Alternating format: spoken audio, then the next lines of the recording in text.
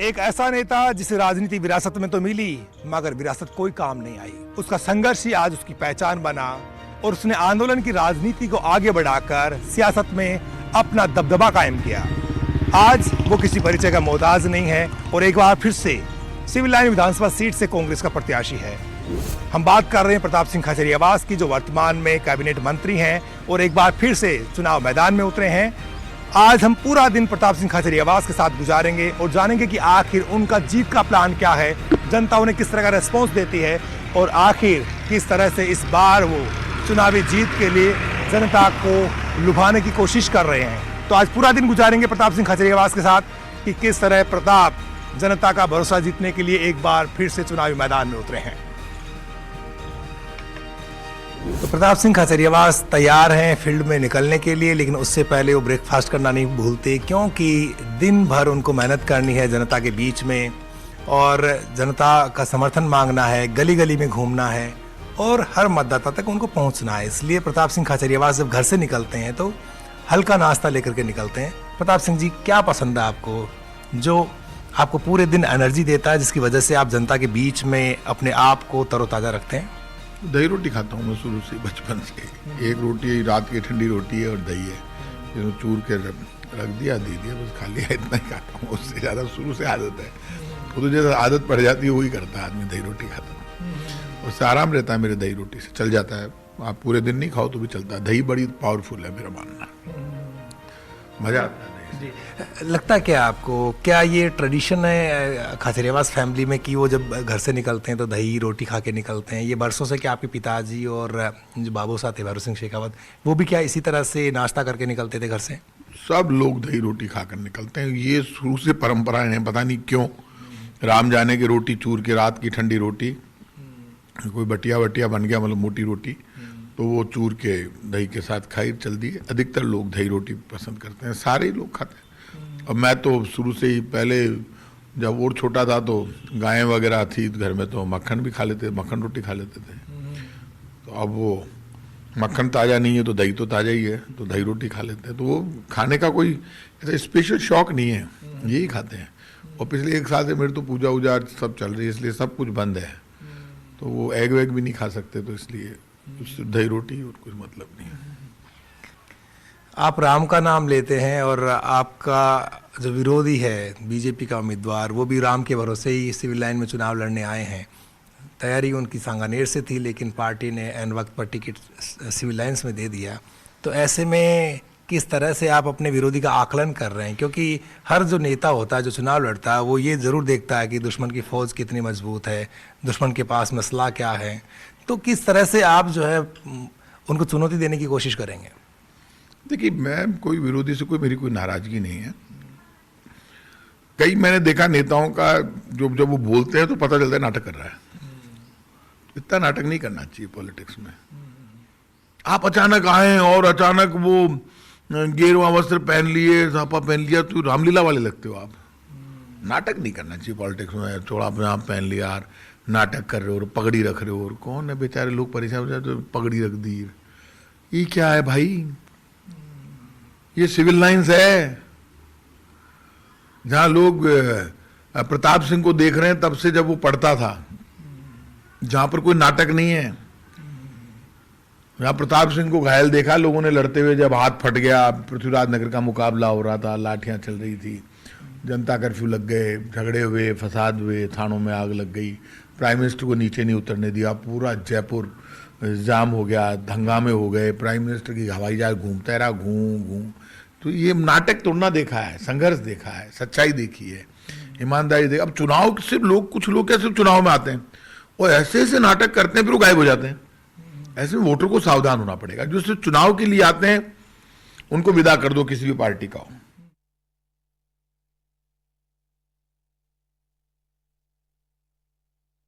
प्रताप जी, ये जो श्वान आपने पाले हुए हैं, लगता है एक तरह से आपके घर के मेंबर बने हुए हैं।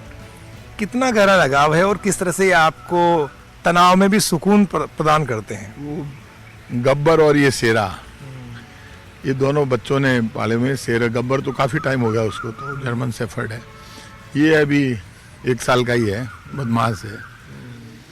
तो आप जानते हैं कि ये कुत्ता घर में होना बड़ा शुभ माना जाता है। तो आज से नहीं, बरसों से हम गांव में रहते तब से कुत्ते तो होते ही घर में, गाय कुत्ता ये सब तो परंपराओं में है। इनके साथ भी मजे ले लिए जाए तो ठीक है, जिंदगी जीने का अपना अपना तरीका है, क्योंकि ये भी प्यार चाहते हैं, इनको मजा आता है, ये भी खुश रहने चाहिए।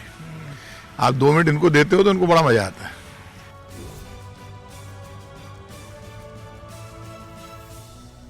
हमारे नेता के साथ प्रताप सिंह जी, क्या लगता है, एक ही नारा एक ही नाम, जय श्री राम जय श्री राम, क्या कहेंगे? तो एक ही नारा एक ही नाम, जय सिया राम जय सिया राम तो भारत का नारा है, पूरी दुनिया का नारा है, पूरे ब्रह्मांड का नारा है। ये किसी पार्टी का नारा नहीं, आज से लग रहा है क्या? ये तो त्रेता में लगने लगा था, जो आज तक लग रहा, हमेशा लगता रहेगा। आप समझिए, भगवान राम वो है जो सबको प्यार और प्रेम बरसाते हैं, जो को तोते के भी हैं, मैना के भी हैं, कबूतर के भी हैं, नभ आकाश जल सब जगह है। भगवान राम तो भगवान है। ये नारों में थोड़ा ना बांटोगे राम को। तो राम की आरती या राम का नारा या हनुमान चालीसा हिंदुस्तान के 85% लोग पढ़ते हैं। हिंदुस्तान का जो मुसलमान है वो मस्जिद में नमाज पढ़ता है, बाकी लोग आरती करते हैं हिंदू, और जो सरदार हैं वो गुरुद्वारे में जाते हैं, ईसाई है वो चर्च में जाते हैं, जैन टेम्पल में वहाँ जाते हैं कि जैन क्या बोलता है कि नमो अरियंताणम नमो सिद्धाणम नमो आयरियाणम नमो उजायाणम नमो लोहे सव्य साउणम ऐसो पंच नमोकारो सव्य पाव पनासणो मंगलानम चे सवे सिम पडमम हवई मंगलम। ये नवकार मंत्र है। और मेरे गाँव खाचरियावास में जैन टेम्पल भी है, जैन भी रहते हैं, मुस्लिम भी रहते हैं मेरे गाँव में। और 800 बरस पुराना गाँव है, तब बीजेपी कांग्रेस तो नहीं थी, वहाँ कोई झगड़ा नहीं। मेरे गांव में हम राजपूत परिवार, क्षत्रिय परिवार कितने हैं? ज्यादा से ज्यादा हमारी संख्या 40, और जाटों की संख्या कितनी है? 5000। तो वहाँ जाट राजपूत थोड़ा ना लड़ रहा, ठिकाना तो हमारे पास था। सारे जाट भी हमारे भाई हैं, राजपूत भी, ब्राह्मण भी, बनिया भी, एसटी भी, एससी भी। ना कोई जाति का झगड़ा है ना धर्म का है, झगड़ा वोट का है। नेताओं ने देश को वोट की खातिर पता नहीं कहां ले जाना चाहते हैं। बीजेपी वाले क्या कहेंगे फिर? आप कांग्रेस वालों ने जय श्री राम ले लिया तो बीजेपी को तो पेट में दर्द हो रहा होगा ना, वो कहेंगे साहब हम क्या नारा लगाएंगे फिर? देखिए क्या है कि ये जो हिंदुस्तान का जो पढ़ा लिखा मुस्लिम प्रोफेसर है, जैसे एपीजे अब्दुल कलाम साहब राष्ट्रपति बने, मुस्लिम थे, सबसे बड़े साइंटिस्ट थे देश के, उन्होंने ही देश को परमाणु दिया। यदि एपीजे अब्दुल कलाम साहब ये कह देते क्या कि मैं तो इस्लाम को मानता हूं, मैं तो ये बम नहीं बनाऊंगा, कोई बात हुई क्या? तो बम उन्होंने बनाया, सबसे बड़ा, भारत को पावर दी। तो ये जो अशफाक उल्लाह खां, राजगुरु, सुखदेव और भगत सिंह जब लड़ रहे थे आजादी की लड़ाई, तो धर्म पे नहीं लड़ रहे थे, भारत के तिरंगे को लेकर लड़ रहे थे। तिरंगा में क्या सिखाता? देखो बाबूलाल जी, ये कांग्रेस, बीजेपी, सपा, बसपा, कम्युनिस्ट, इनको ये गलतफहमी हो गई कि देश हम चला रहे हैं। देश तो ऊपर वाला चला रहा है मेरे काका, नेताओं को जनता चला रही है। नेता बड़े खुश होते हैं। आप बताइए, 10 साल तक मनमोहन सिंह प्रधानमंत्री रहे, अभी तो बीजेपी को 10 साल पूरे करना बाकी है। ज्यादा घमंड मत करो। तो क्या लगता है, राम के नाम पर अब बीजेपी को वोट नहीं मिलने वाला है? इसलिए नहीं मिलने वाला, राम वहां है जहां भूखा नहीं सोए कोई, जहां गरीबी नहीं हो, जहां वादे पूरे होते हो। राम तो मर्यादा पुरुषोत्तम है। आप बताओ कर्नाटक में बीजेपी क्यों आ रही? बजरंगबली का नाम ले दिया, ज्यादा लिया तो बजरंगबली का ले संभाल, उठा के घोटा मार दिया बीजेपी वालों के। तो जो गलती करेगा उसके घोटा पड़ेगा। अब वो गलती चाहे कांग्रेस का नेता करे चाहे बीजेपी का करे, राम तो सबको बराबर से निपटाते हैं। इसलिए इस बार राम जी की कृपा, राम जी हमेशा एक बार कहते हैं कि मेरे लिए सब बराबर है यार, तू काम करके दिखा। बीजेपी अपना काम नहीं बताती। चुनाव के वक्त गाय याद आती है, गोमाता, जिसमें सबसे ज्यादा काम गहलोत सरकार ने किया। चुनाव के बाद राम याद आते हैं, चुनाव के वक्त बजरंगबली याद आते हैं, चुनाव के वक्त राम के नारे लगाते हैं, चुनाव के बाद नाम तक नहीं लेते। तो जो राम के सगे नहीं है, जनता के सगे कैसे होंगे?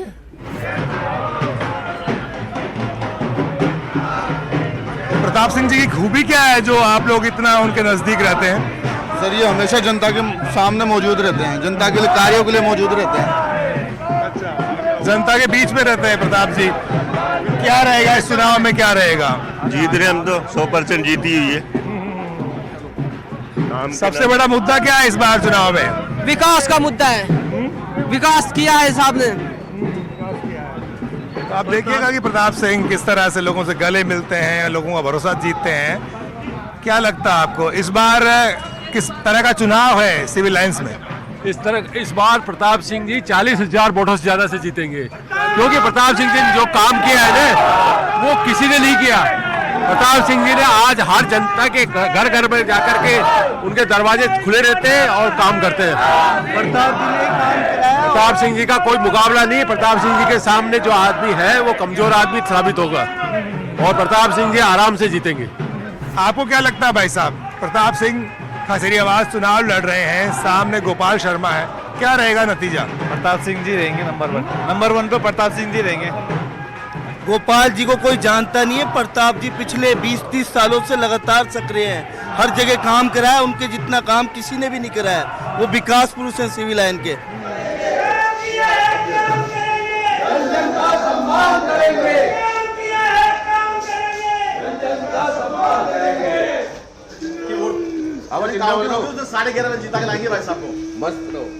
आप तो ठीक हो जाओगे, मस्त रहो, आप जीत के आऊंगा।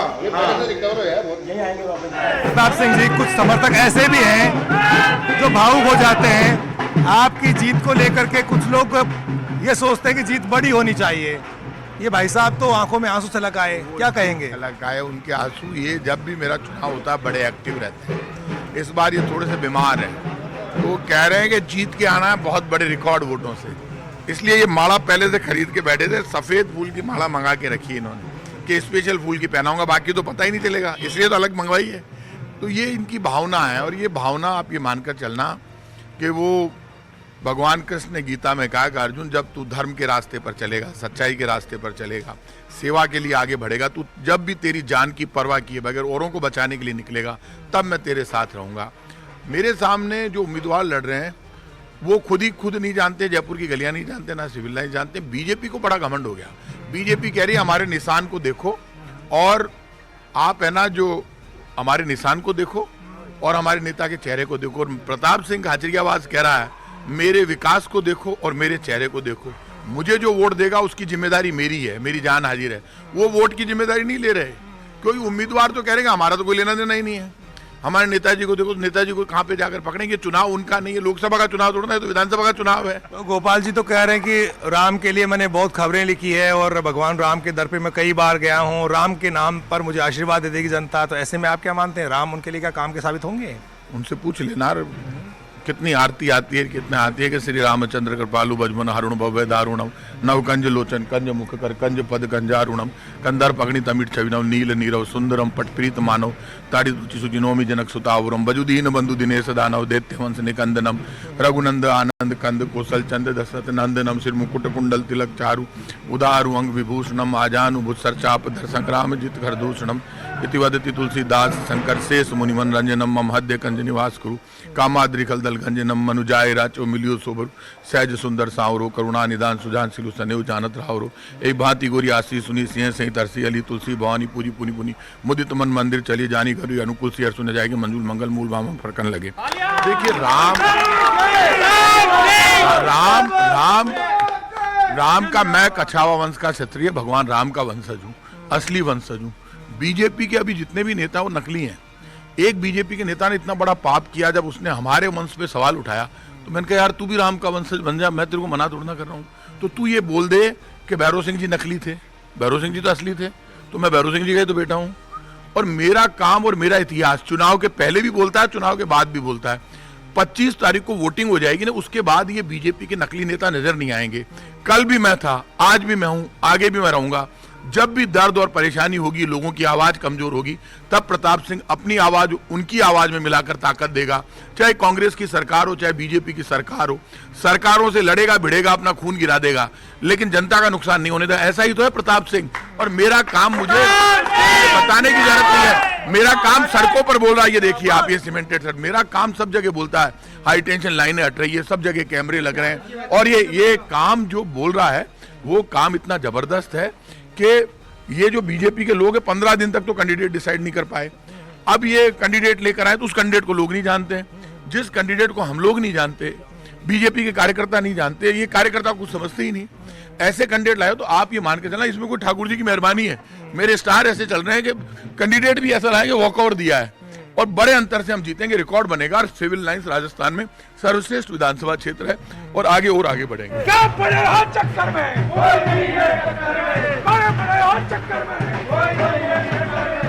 कार्यकर्ता नारे लगा रहे हैं, क्यों पड़े हो चक्कर में, कोई नहीं है टक्कर में। तो किस तरह की टक्कर देख रहे हैं आप? ये देखिए, ये चुनाव में मुझे कोई गलतफहमी नहीं है। चुनाव मैं जानता हूँ, रिकॉर्ड वोटों से राजस्थान में सिविल लाइन हम जीतेंगे। ये कार्यकर्ताओं का प्रेम है। और यहाँ कार्यकर्ता आप नोट करना, जिस घर में आप जाओगे तो वहाँ जैसे भाई साहब अपने घर में ले गए, ये मेरे साथ चल रहे हैं, मिश्रा जी चल रहे हैं ना, देखो आप ये यहाँ पे क्या है, ये जो एरिया है, मैं सिविल लाइन में तो रहता हूँ, स्कूल कॉलेज यूनिवर्सिटी मेरी यहीं पर हुई है, यहीं पर मैंने इंडिपेंडेंट पॉलिटिक्स किए। पहले मैं कांग्रेस बीजेपी में नहीं था, इंडिपेंडेंट भी चुनाव लड़ चुका हूं मैं, जब बराबर टक्कर में प्रताप सिंह खाचरियावास थोड़ों से वोटों से रह गया था। वो जमाना में तो मुझे याद है जब कांग्रेस और बीजेपी दोनों साइड में हो जाती थी, मैं बीच में से निकल जाता था, तो ये वार्ड तब भी जीतता था मैं। तो ये जो आदमी बचपन से गलियों में मेहनत करके बढ़ा हो, दो तरह के नेता इस देश में। एक नेता वो है, इस बात को समझना, आप नेशनल चैनल है आपका, एक नेता वो जो खुद को नेता बताते हैं, झूठे किस्से सुनाते हैं। एक नेता वो जो किस्सा सुनाए नहीं, जब वो निकलते हैं लोग कहते हैं आ गया, अब खेल बदलेगा। तो जो सरकारों से टकरा जाते हैं, जयपुर का 2 बना रहे थे उत्तर दक्षिण, पहला मिनिस्टर था जिसने आगे बढ़कर कहा कैबिनेट मिनिस्टर जयपुर जयपुर ही रहेगा। मैं प्रवक्ता हूँ सरकार का, मेरे से पूछा सरकार कैबिनेट क्या करेगी? मैं कैबिनेट का सदस्य हूँ, जितना राइट सबका है मुख्यमंत्री जी का, उतना राइट मेरा भी है। सरकार में सबकी भागीदारी है। सरकार में जो अच्छे काम हो रहे हैं, आज ओपीएस हमने लागू कर दी। यदि कर्मचारी जो भी है उसके घर को कितनी सुरक्षा मिली है, क्या बात करते हो आप? मैं कह रहा हूं जो आदमी कृष्ण को मानता है वो कांग्रेस को वोट देगा, क्योंकि सच्चाई और ईमानदारी और काम कांग्रेस के साथ है, झूठ फरेब और धोखा बीजेपी के साथ है, पाप और भ्रष्टाचार बीजेपी के साथ है। इसलिए मैं कह रहा हूं बीजेपी कुछ भी कर ले, लेकिन यहां बीजेपी का दुकान चलेगी नहीं राजस्थान।